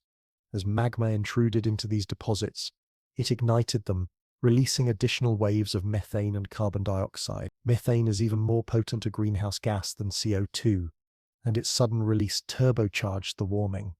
This was Earth at its most destructive, using its own buried riches as fuel for planetary arson. The skies themselves must have looked strange. The haze of volcanic gases would have dimmed the sun, at least temporarily, casting eerie red and orange glows across the horizon. Ash clouds may have circled the globe, falling as black snow on lands thousands of kilometers away. To breathe in such an atmosphere would have been suffocating. Oxygen levels, which had been declining for some time, plummeted to around 12–15% levels, so low that even a human athlete today would struggle to survive. Large animals in the Permian gasped, their bodies literally starved of the oxygen needed to function. Some scientists describe the end Permian atmosphere as akin to living at the summit of Mount Everest, except that the whole planet was Everest, and the oceans, those great regulators of Earth's climate, became cauldrons of stress. As atmospheric CO2 spiked, the oceans absorbed it, leading to acidification. The chemistry of seawater changed, dissolving the shells of countless organisms, corals, ammonites, brachiopods, all creatures that relied on calcium carbonate to build their skeletons, found themselves under siege from waters that had turned corrosive. At the same time, warming reduced the ocean's ability to hold oxygen. Vast swaths of the seafloor became anoxic, dead zones where nothing could survive. Imagine swimming into waters that grow darker, stiller, until the very oxygen vanishes, leaving only silence and decay. For marine life, this was a slow-motion suffocation on a global scale. The combined effects of these forces were devastating. Heat, acid rain, toxic gases, declining oxygen, collapsing ecosystems, all intertwined like threads in a net tightening around life. This was not a single blow but a barrage, each strike weakening Earth's biosphere until it could no longer stand. The sheer scale of the Siberian Traps event is difficult to convey, but think of it this way. Every breath of air, every sip of water, every bite of food was touched by it. No creature could escape the consequences. On land, animals face searing heat and poisoned soils. In the seas, creatures face suffocating waters and dissolving shells. The disaster reached into every environment, from mountain peaks to ocean trenches. And yet, amid this devastation, there was a strange kind of rhythm. Earth seemed almost to experiment with catastrophe, layering one calamity atop another, as though asking, "Can you survive this? What about this?" It turned up the heat, pulled down the oxygen, soured the seas, and stripped the land. The message was cruel but clear: adapt or perish. One can almost imagine the Earth with a wry sense of humor in those days, muttering to its creatures, "I'm not making this easy for you. Think of it as a reset, a grand test. Who can endure the furnace? Who can breathe when the air thins? Who can live when the seas turn sour?" The irony is that these catastrophic triggers, volcanoes, gases, climate swings, were not alien forces. They were natural processes, exaggerated beyond the thresholds life had known. Volcanism had always shaped the planet. Greenhouse gases had always fluctuated. Oceans had always shifted chemistry. But in the end Permian, the volume was turned up to maximum, and the systems that usually balanced life instead conspired against it. The result was a planet in turmoil, fiery in its crust, toxic in its skies, suffocating in its seas. It was the perfect storm, born not of cosmic chance, but of Earth's own restless heart. And as the Siberian Traps continued to erupt, century after century, the conditions only worsened, locking the planet into a trajectory that would end in mass extinction. When we look back now, across 252 million years, we see in the rocks the fingerprints of this catastrophe: layers of ash, spikes in carbon isotopes, signs of acidified seas. But if we imagine ourselves there, living it, the picture is even more chilling.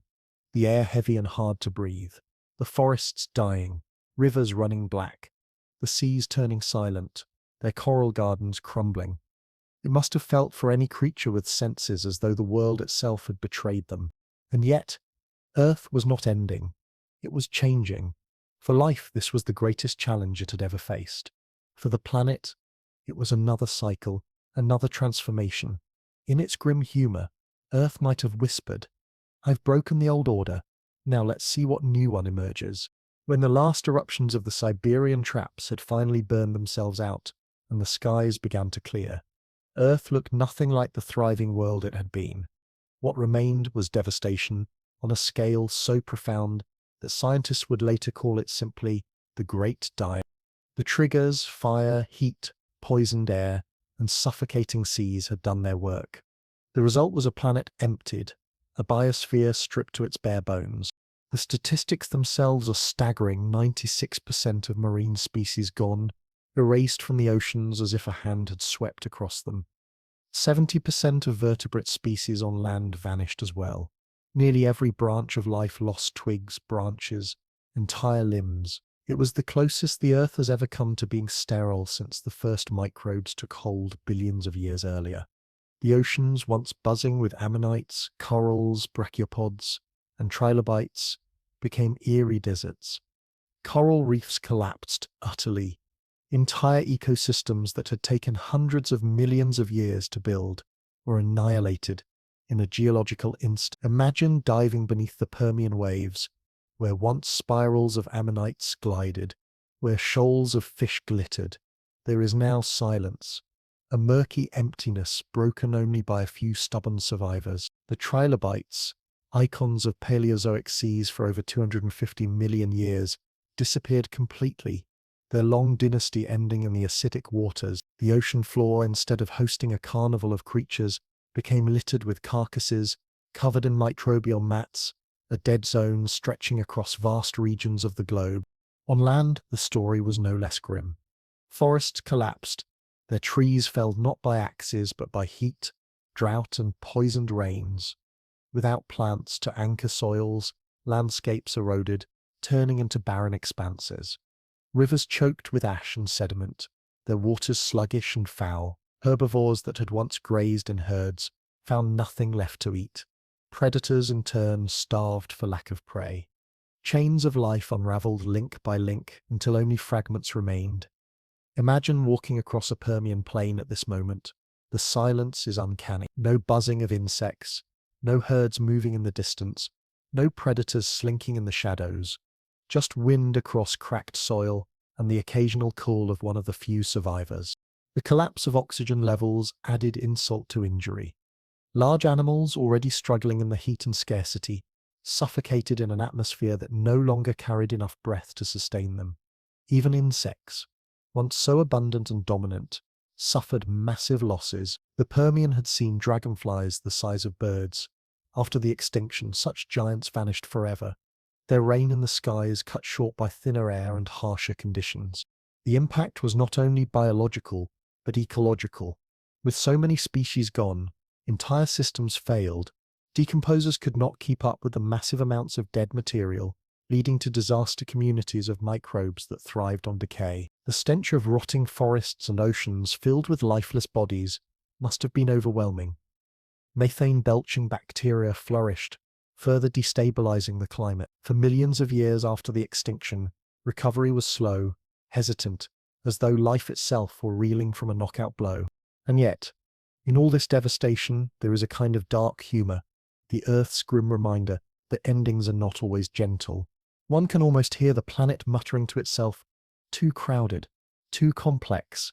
Let's simplify." With one massive event, Earth had reset its biological clock, clearing the stage for a new cast of characters. Survival in this empty world was not for the strong alone, but for the adaptable. Small burrowers, opportunistic scavengers, creatures that could endure heat and scarcity. They became the unlikely heirs. While great lineages fell, humble ones persisted. Their resilience allowed ecosystems, fragile though they were, to stitch themselves together again over time. The visuals of the aftermath are sobering. Coastlines stripped of reefs, their waves breaking on bare rock. Plains covered in ash, punctuated by the skeletons of creatures that had succumbed. Skies pale and hazy, carrying less oxygen, every breath a labor. The silence itself was part of the catastrophe. Where once the Permian had been loud, buzzing, bellowing, splashing, the early Triassic was quiet, subdued, a planet mourning. Yet in that silence lay opportunity. With competitors gone, survivors could expand into niches never before available. Ecosystems simplified, but they were also open. Over time, new players would emerge to fill the void. But in the immediate aftermath, it was a world of scarcity, struggle, and solitude. Earth had stripped itself down, and for millions of years, life lingered at the edge, fragile and tentative. This was more than an extinction. It was a reset. Species disappeared not in dozens or hundreds, but in entire families and orders. The web of life did not just fray, it tore, leaving gaping holes that would take millions of years to mend. Scientists estimate that recovery from the Permian Triassic extinction took at least 5–10 million years, one of the longest recovery periods in Earth's history. It is as though the planet itself needed time to catch its breath after such devastation. From a human perspective, it is almost impossible to grasp. We live in a world teeming with biodiversity, where every forest, every ocean, every meadow bursts with life. To imagine losing nearly all of it, 96% of marine species, 70% of terrestrial vertebrates, is to imagine a world alien to us, a world where silence is the dominant sound, emptiness the dominant sight. And yet, Earth survived. Life survived. Even in its darkest hour, some creatures held on. Small reptiles, amphibians, fishes, plants tough enough to weather the drought. They carried the flame of life forward into the Triassic, where a new age awaited. In this sense, the Great Dying was both an end and a beginning, a brutal culling that cleared the way for future dynasties. Without it, the age of dinosaurs might never have come. Without it, mammals, our own ancestors, might not have had the chance to rise. Perhaps that is the final irony of the Permian extinction. In erasing so much, it made space for what would follow. The Earth, in its grimly humorous way, might have whispered to the survivors, "Congratulations, you passed the test. The stage is yours now, don't waste it." The story of the Permian is not told in words, but in stone. Each fossil from that distant age is a fragment of a diary, written not with ink, but with pressure, time, and mineral. To hold a fossil from the Permian in your hand is to feel the weight of nearly 300 million years pressing gently against your palm, whispering secrets of creatures and worlds long gone. Fossils are not simply bones or shells. They are the storytellers of Earth's deep past, carrying forward evidence of both the bizarre experiments of evolution and the quiet persistence of life. In the Permian, some fossils dazzle with flamboyance, sail-backed hunters, armored grazers, while others are poignant in their simplicity, the last of ancient trilobites crawling across the ocean floor one final time. Among the most iconic of all Permian fossils is Dimetrodon, the sail-backed synapsid that has graced textbooks and museum halls for generations. At first glance, its fossilized skeleton looks almost like a crocodile with a row of spears rising from its back. Those elongated vertebral spines, once sheathed in skin to form a great sail, are instantly recognizable. The skull, broad and triangular, bristles with differentiated teeth, sharp canines and slicing postcanines, giving paleontologists a clear view of its role as a predator. Dimetrodon's fossils are found across North America, especially in Texas and Oklahoma, preserved in red beds of sandstone and mudstone that once marked ancient river systems. To uncover one of these fossils is to peer into a moment when Dimetrodon basked along a riverbank, its sail warming in the morning sun before it lunged at an unsuspecting prey. Paleontologists often joke that Dimetrodon is the poster child of the Permian. Its silhouette is instantly recognizable, but its fossils reveal more than just a striking appearance. They tell us about metabolism, how a creature might have used its sail as a radiator, absorbing heat at dawn, releasing it in midday.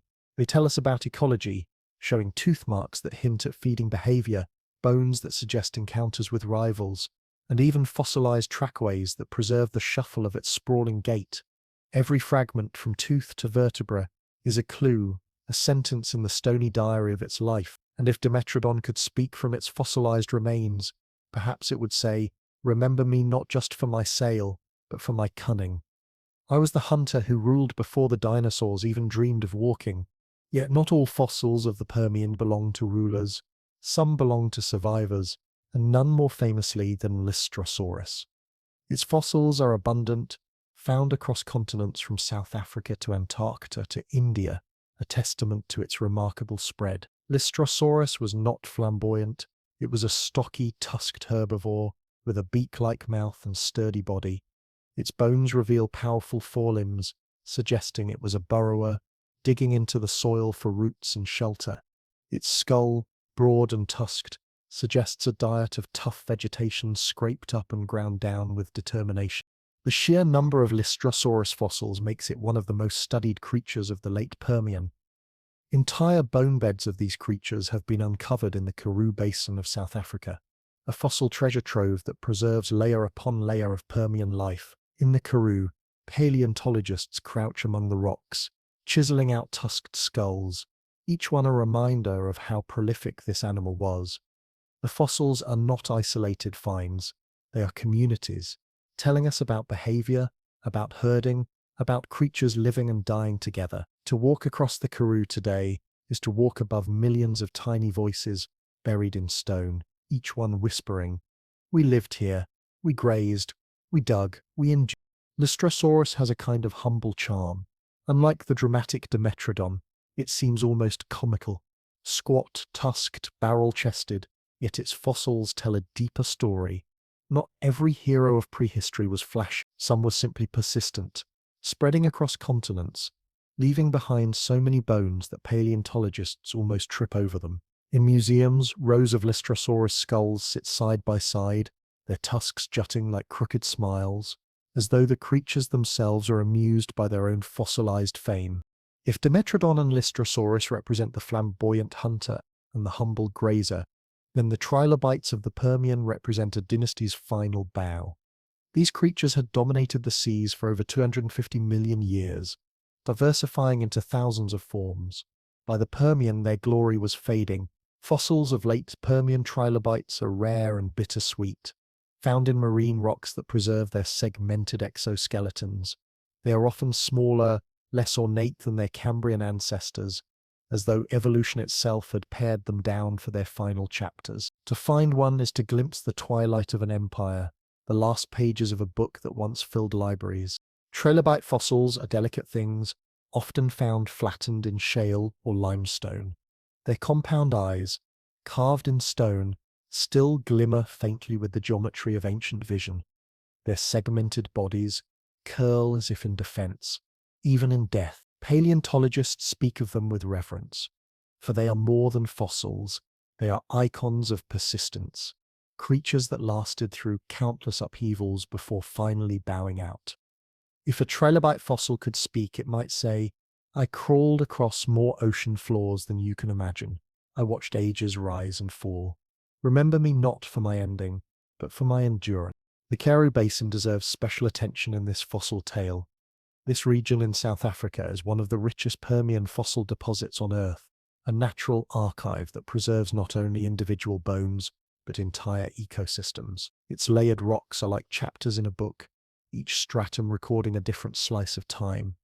Paleontologists working there have uncovered everything from burrow systems to skeletons, from tracks to plant fossils. The Karoo is a place where stone speaks fluently, where the whispers of deep time are almost deafening.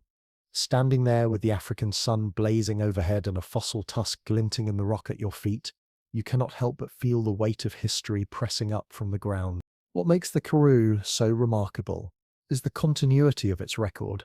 It does not just give us fossils in isolation, it gives us sequences showing how life unfolded across millions of years, the bones of Dimetrodon-like predators, the tusked skulls of Lystrosaurus, the impressions of plants.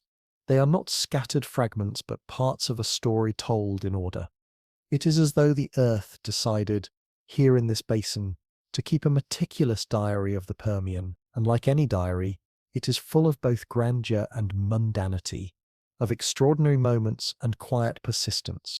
To the untrained eye, a fossil might look like just a rock with a curious pattern, but to a paleontologist, it is a sentence in a story that stretches back farther than human imagination can easily grasp. Dimetrodon's sail spines, Lystrosaurus's tusks, the ridges of a trilobite's shell, all are words in a language of stone.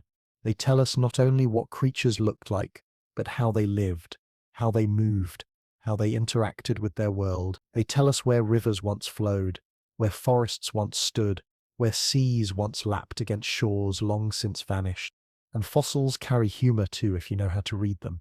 A Dimetrodon skeleton, jaws agape, seems to roar silently across the eons. A Lystrosaurus skull, tusks jutting at odd angles, looks like it is perpetually grinning. A curled trilobite seems to shrug as if to say, "What can you do? The sea was tough." Earth, in preserving these forms, seems to have had a playful streak. fossilizing not just bones but personalities. In the end, the fossils of the Permian are not just remnants, they are guides, windows into a vanished age. They allow us to reconstruct landscapes, to picture the hunter basking, the grazer burrowing, the arthropod crawling along the seafloor. They remind us that every stone might hold a secret, every outcrop a chapter. To study them is to converse with deep time, to lean close and hear the earth whisper, read carefully, my memory is long, and my diary is written in stone. When the smoke cleared and the eruptions quieted, the earth stood scarred and silent.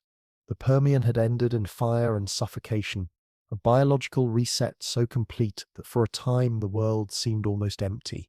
And yet, life is stubborn. Even in the face of devastation, it finds ways to endure. Out of the ashes of the great dying, a new world began to stir, simpler at first, fragile, but filled with potential.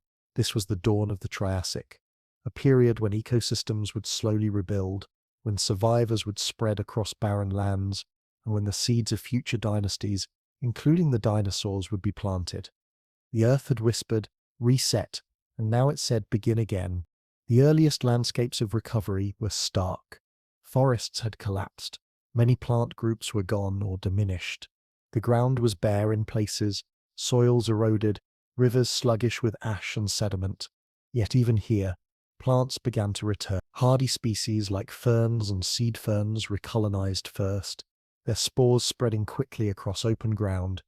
They grew in mats and thickets, stabilizing the soil, bringing patches of green back to a grey world. With them came the insects, buzzing once more, tentative at first, but soon reclaiming their niches. The chorus of life was faint compared to what it had been, but it was a chorus nonetheless, a promise that complexity would return. Into this fragile landscape marched one of the most unlikely heroes of prehistory, Lystrosaurus. This stocky, tusked herbivore, already widespread in the late Permian, became the face of survival in the Triassic. Fossil evidence shows that Lystrosaurus was astonishingly successful, making up as much as 90% of some vertebrate communities in the earliest Triassic. Imagine a world where nearly every large animal you encountered belonged to the same genus. Herds of barrel-chested Lystrosaurus trudging across floodplains, their tusks scraping up roots and tough vegetation. They were not graceful, not fierce, but they were persistent. In a world stripped of diversity, persistence was the greatest strength. What gave Lystrosaurus this edge? Its body plan tells the story. It was compact and sturdy, able to conserve water in dry conditions. Its forelimbs were strong, suggesting it could burrow to escape heat or drought. Its diet was flexible, capable of gnawing through tough plant matter that other herbivores might have avoided. And perhaps most importantly, it reproduced rapidly, ensuring that populations rebounded quickly even in harsh conditions. In short, Lystrosaurus was the perfect generalist in a world where specialization had proven fatal. Earth, with a grin, seemed to say, "Congratulations, little tusked one. The stage is empty. Take it." For a time, ecosystems were simple, dominated by just a handful of resilient players. Predators were small and opportunistic, scavenging more than hunting. Herbivores were few, with Lystrosaurus carrying much of the burden of grazing. Plants were dominated by hardy ferns and early conifers. It was a pared-down world, stripped to essentials. Yet in that simplicity lay opportunity. With so many competitors gone, niches lay open, waiting to be filled. Evolution thrives on opportunity. And in the Triassic, it began to write new chapters. Slowly, diversity returned. Amphibians, though diminished, crept back into rivers and swamps. Reptiles, already experimenting with form and function in the Permian, began to diversify again. New lineages appeared, some small and scurrying, others larger and more ambitious. Among them were the archosaurs, the group that would one day give rise to crocodiles, pterosaurs, and most famously, the dinosaurs. At first they were minor players, overshadowed by the holdovers from the Permian. But as the Triassic unfolded, they would grow bolder, larger and more diverse. The world was theirs for the taking, and they were quick to seize it. Picture a Triassic floodplain, a few million years after the extinction. The air is warm, the land still recovering. Herds of Lystrosaurus trundle along riverbanks, their snouts buried in roots. Nearby, Small reptilian predators dart in and out of cover, snapping at insects or scavenging scraps. In the water, ebions lurk once more, their croaks echoing faintly. Above it all, conifers stretch skyward, reclaiming territory lost to ash and drought. It is not the rich symphony of the late Permian, but it is a melody, and with each passing season, it grows stronger. The rise of archosaurs brought new drama. These reptiles were leaner, faster, and often more efficient than the synapsid holdovers. Some grew long legs and upright gaits, allowing them to move swiftly across open ground. Others experimented with armor, with strange skull shapes, with new ways of eating and living. Among them, the earliest dinosaurs began to emerge, small and nimble at first, not yet the giants they would become. They darted through the underbrush, chasing kisses, nipping at small prey, finding footholds in the recovering ecosystems. Few could have guessed, in those early days, that these tiny creatures would one day rise to dominate the Earth for over 150 million years. But the stage was set, and they were learning their lines. Meanwhile, the seas also stirred with renewal. After being stripped nearly bare, marine ecosystems began to rebuild. Simple communities of mollusks, brachiopods, and fishes spread into open waters. Ammonites, one of the few groups to survive, diversified rapidly, filling vacant niches with a spectacular array of coiled shells. Sharks and early ray-finned fishes also rebounded, exploring new forms and strategies. The reefs, though devastated, began to reappear, built not by corals at first, but by sponges and other opportunists. Slowly, life recolonized the oceans, turning silence into motion once more. The pace of recovery was uneven. Some regions bounced back more quickly, while others languished in poverty for millions of years. Climate fluctuations added further challenges, with swings between drought and deluge testing the resilience of survivors. But life persisted. Every fern that sprouted, every tusked herbivore that grazed, every reptile that sprinted across a floodplain added another note to the rebuilding symphony. There is something profoundly hopeful in this story. The Permian Triassic extinction had erased nearly everything, yet life refused to quit.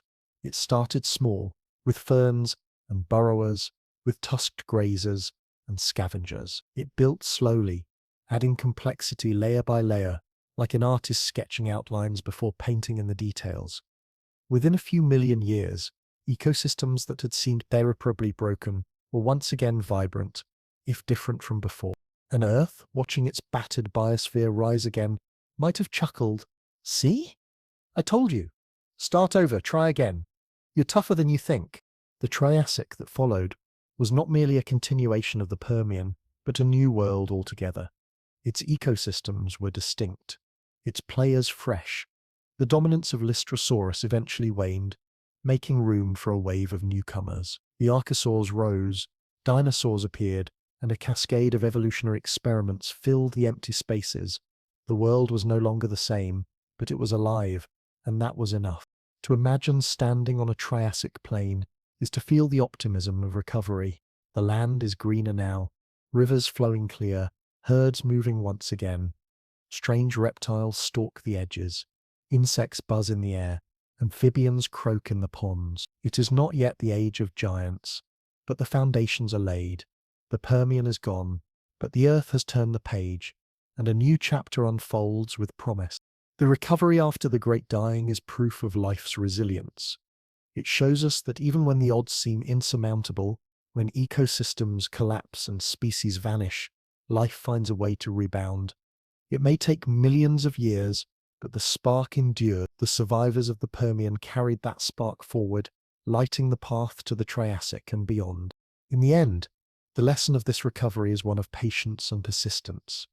The Earth does not rebuild overnight, but given time, the smallest ferns can reclaim the ground, the humblest burrowers can repopulate the plains, and the strangest reptiles can rise to unexpected glory. Out of emptiness came abundance, out of silence came song, out of disaster came the promise of dinosaurs, mammals, and eventually us. It is fitting, then, to think of the early Triassic as a sunrise, dim at first, hesitant, but growing brighter with each passing moment. The world was raw, simplified, scarred, but it was also fresh, full of possibility, ready for new stories. And the Earth, with a sly grin, seemed to whisper, "Let's try this again. Who knows what wonders will come next?"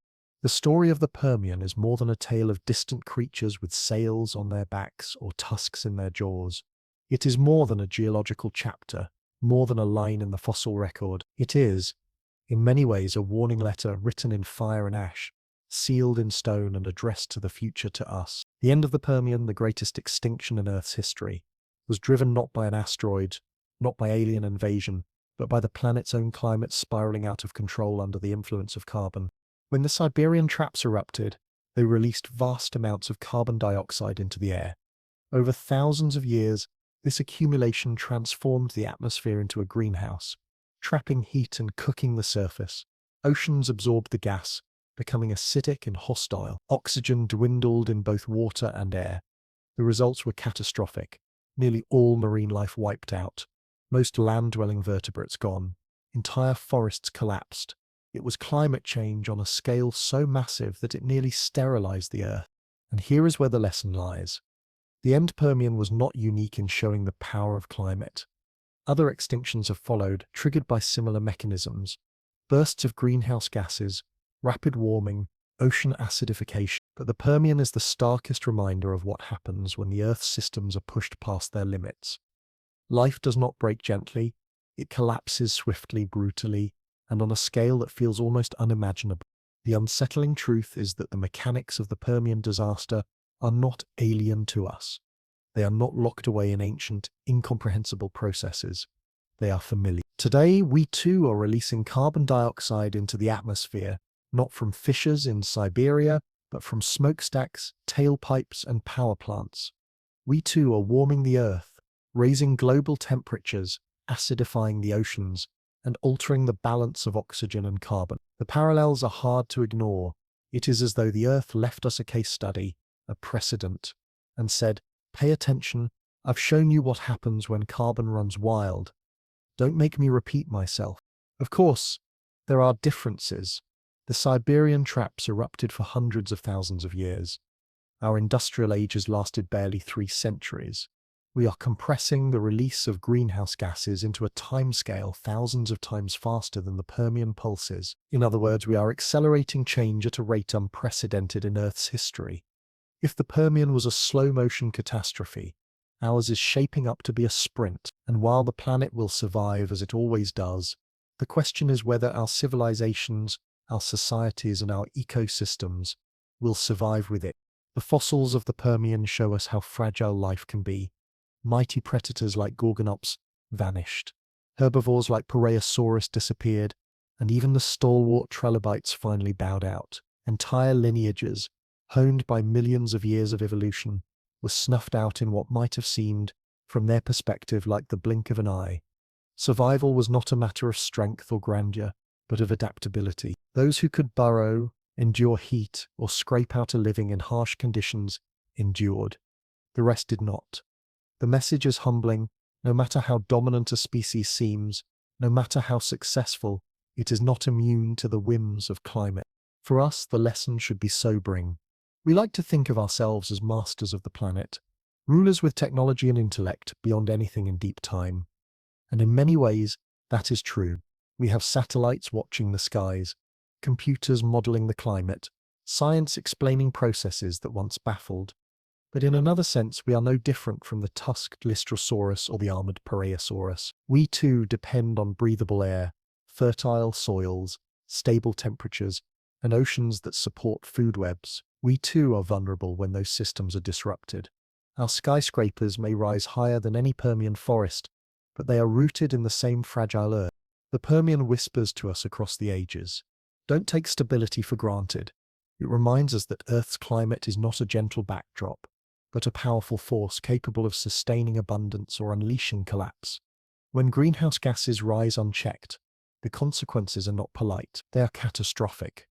And while the Permian extinction unfolded over thousands of years, today we are accelerating change in mere centuries. We are, in effect, running the experiment again, only faster. But if the Permian offers a warning, it also offers perspective. Life did not end. It staggered. It simplified. It suffered, but it endured. From the wreckage, new lineages emerged. The Triassic world was born. In the same way, the Earth itself will persist regardless of what we do. The rocks will continue to weather, the seas will continue to rise and fall, the tectonic plates will continue to shift. The real question is not whether the planet will survive, but whether we will. And here is where humor, however dark, slips in. Imagine Earth raising an eyebrow at us, saying, "Really? You saw what happened in the Permian. You know carbon can wipe out nearly everything. And yet you're pumping it out like it's going out of style. Are you trying to speedrun the Permian extinction?" The absurdity is almost comic, except that the punchline is deadly serious. What the Permian teaches us is that prevention matters. Once the gears of climate change grind into motion at full scale, they are nearly impossible to stop. The Siberian traps poured gases into the sky, and life paid the price. Today, we hold the taps ourselves. We can choose whether to keep them open or to turn them down before the bathtub of carbon overflows again. Unlike the Permian creatures, we know what is happening. Unlike them, we have foresight, and unlike them, we have the tools to alter the outcome. This does not mean the task is easy. It means the task is urgent. Protecting forests, reducing emissions, developing sustainable energy, preserving biodiversity, these are not luxuries but necessities. If we are to avoid repeating history, the Permian shows us what happens when ecosystems collapse. Modern science shows us how close we are to pushing them past their thresholds. Between them lies a choice, and in making that choice, we can draw strength from humility. We know we are not invincible. We know life is fragile, but we also know life is resilient. If we give it space, if we act with care, it rebounds, just as ferns sprouted on barren Permian soil. Our world today can heal if we let it. The difference is that this time we have the agency to guide the process, to spare ourselves and countless other species the suffering of collapse. So perhaps the real lesson of the Permian is not simply beware carbon, but respect balance. Earth has always balanced cycles of carbon, oxygen, heat, and water. When that balance is tipped too far, catastrophe follows. When it is maintained, life flourishes in spectacular abundance. We are now stewards of that balance, whether we like it or not. The choice is ours, to heed the lesson or to ignore it.